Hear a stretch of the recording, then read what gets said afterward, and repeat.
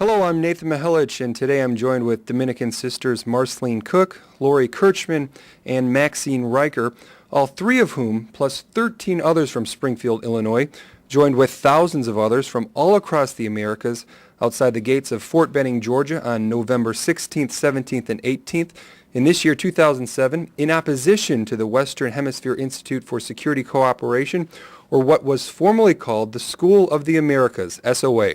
Now, if you're not familiar with this facility, here in the U.S., it's our government's principal Spanish language training facility for Latin American military and police personnel. Now, according to SOA Watch, graduates of this school return to their countries to utilize their training domestically and are consistently cited for atrocities against their own people, as well as widespread terrorism, disappearance, and murders. Sisters, thank you for joining us today. You're welcome. You're welcome. Thank you. Good to be here. As we look through some of the pictures, as we're scrolling through, we can see that this is the 16 here from Springfield. Why don't kind of just give us a brief, a couple of thoughts about what it was like to be with so many people there in Fort Benning, Georgia this year. Well, for me, I've been there a number of times, and it still is a very powerful experience to know that so many people have concerns about violence in our world and want the world to be a different place. And this was my second time there.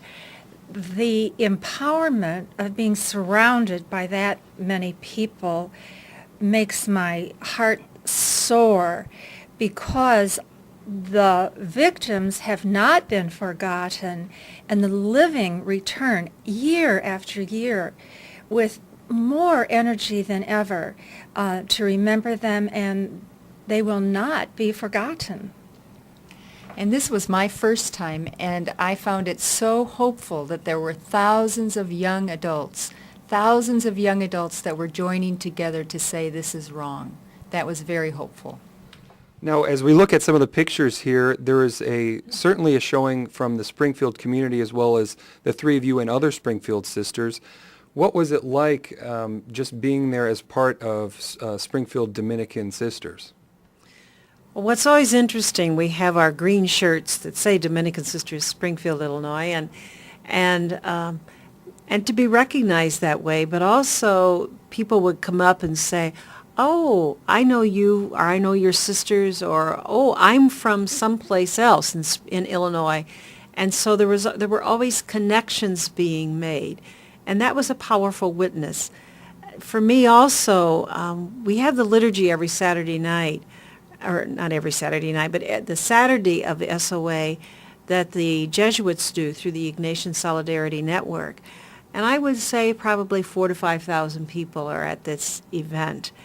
And this year, in the closing of the liturgy, the celebrant asked all of those elders, and he defined elders as 50 and above, and all the elders were to give a blessing to the young people there. And for me, that was a part of that whole collectiveness and the power of that. And as we look at some of the pictures, we saw some of those young people, including some of those Dominican volunteers that are part of the Dominican community and do certainly a lot of great things. As you were with so many people, what is kind of the importance of getting together every year and meeting at the gates, and why do you feel that it's important? Well, for one thing, we're only 6 votes away from closing the school. So in 17 years, I think this was the 18th year after year, we've been able to put more senators, more representatives on board. And so that's the purpose. It takes a long time, but it can be done.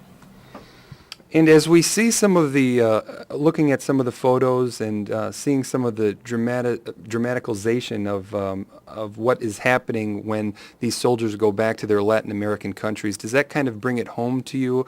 Does it give you more of a sense of, hey, this is really happening every year? These soldiers are going back and doing horrible things to their own people. What was kind of the feeling there when you kind of seeing what's happening, like these, like this picture we're seeing here with these young ladies laying on the floor if they are killed. What was kind of the sense of your feeling as when you saw this in person being acted out there in Fort Benning? Very powerful. The funeral procession, for example, made or helped reenact or bring back to us the reality of those whose lives were lost.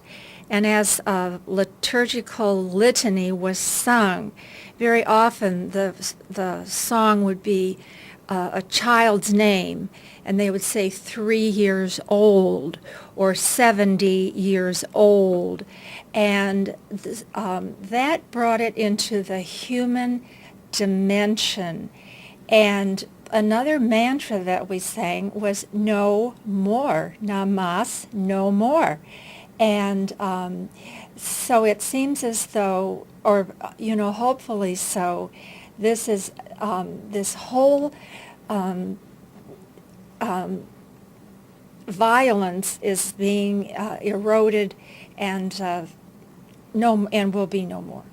And as we're seeing the part of that funeral procession that happened there, and all the people there, what was it like to actually walk in that procession, hold up your cross? What kind of feelings were going through your heads at that time?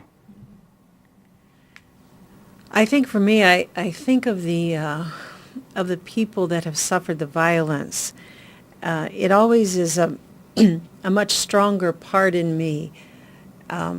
There's some fear, not fear for what's going to happen to me, but fear for what will continue to happen to people that are experiencing civil wars in their country or counterinsurgencies. And and so for me, it's that remembering those people. And as we are finishing up here, we see that many of the participants at the rally are holding up crosses. They're putting them on. Could one of you kind of explain to us what the significance of the cross is? And then at the end there, when they're all put together, what is that? What's the meaning behind that? I think the significance of the crosses is that the cross is a way in the Christian symbolism to remember people.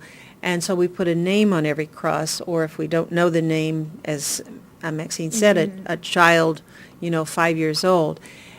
Presente is a Latin American tradition of remembering, and the presente means that the person is present, even though they are no longer physically present.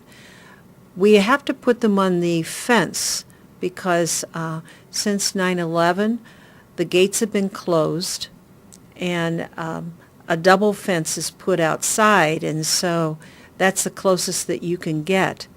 This is the only weekend of the year that it's illegal to go onto Fort Benning because of this demonstration being held. And so the power of seeing all those crosses and signs and symbols, this is a group of people that's saying, we want to be able to solve things in our world without violence. I also think it's important for people to know that the School of the Americas, the analysis about all of this wasn't done by us U.S. citizens. It was the people in Latin America that said to the missionaries, it is your training our soldiers that kills us. And I think it's not just our thinking this up. And of course, that is most certainly true. And on that note, I would like to thank Sister Marceline, Sister Maxine, and Sister Lori for sharing their experience with us today. Welcome home again from Georgia. And for those of you watching at home, thank you for your interest and for joining us. I'm Nathan Mihelich.